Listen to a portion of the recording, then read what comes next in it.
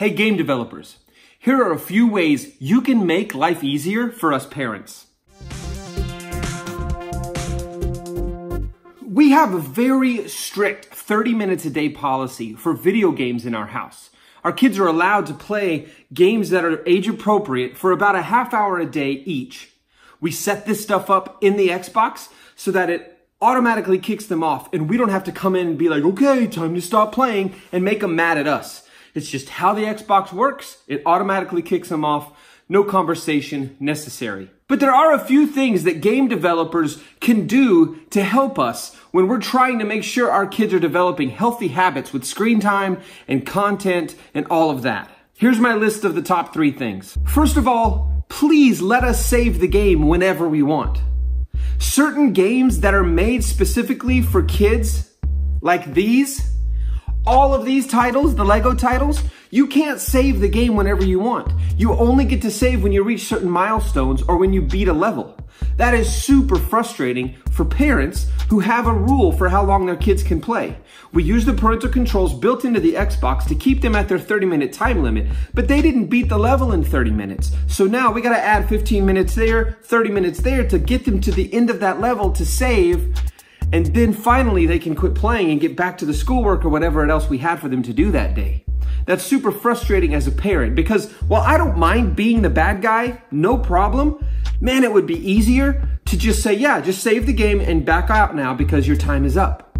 But unfortunately, they can't add something like a simple save mechanic in the pause menu to allow parents to have an easier process of keeping their kids accountable for the amount of time they spend playing video games. The second thing is also pretty simple. Put some passwords on your content controls.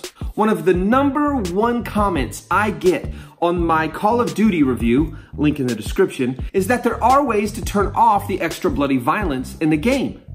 That's great, but as I say in my video review, again, link in the description, if there's no password to protect that, then it doesn't help me. It doesn't help my kids. Because if they launch the game and they go in and either accidentally or intentionally, like I would have when I was 10 years old, turn on the graphic violence just to see what it looks like, then there it is, right there for them. No password to keep them out of there. And that's all I'm saying. If you're going to put content controls into your games, then put a password on there so that that area of the settings can be accessed without entering a PIN code of some kind that parents can set up. Finally, the last thing is this. Please don't make me create an account with your website to play your game.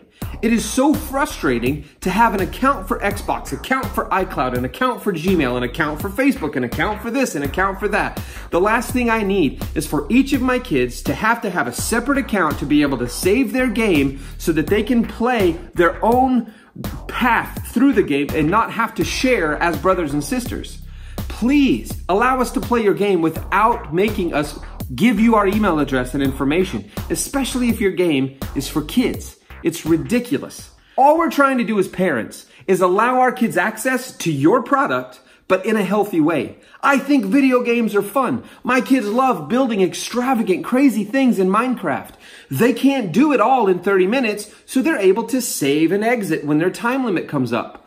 What a concept. Instead of being like the Lego games where every time their time is up, the conversation becomes, but Dad, I didn't save it. I've gotten this far. I'm halfway through the level. What am I going to do? And usually I have to say, give me the controller and beat the level for them, which I don't like playing these games. I think they're poorly designed. But anyway, besides that point, so I don't want to do that. I also want them to finish it. I love the idea of them completing a video game, getting from the beginning to the end of it, going through the whole story, being committed to doing that. I think it's good for them and healthy for them in the right amounts of time per day. But if I can't save it, if I can't protect them from content I don't want them to have because your settings aren't protected with passwords, and if I have to build an account on your website so that you can have all my information before I save the game or before I separate it into different people within the game, it's not worth it. And I'm not going to play your game and my kids aren't going to play your game. We're trying to do this right. We're trying to help our kids be healthy and safe, and we want to do it in a way that doesn't tell them they can't do this or they can't play these games,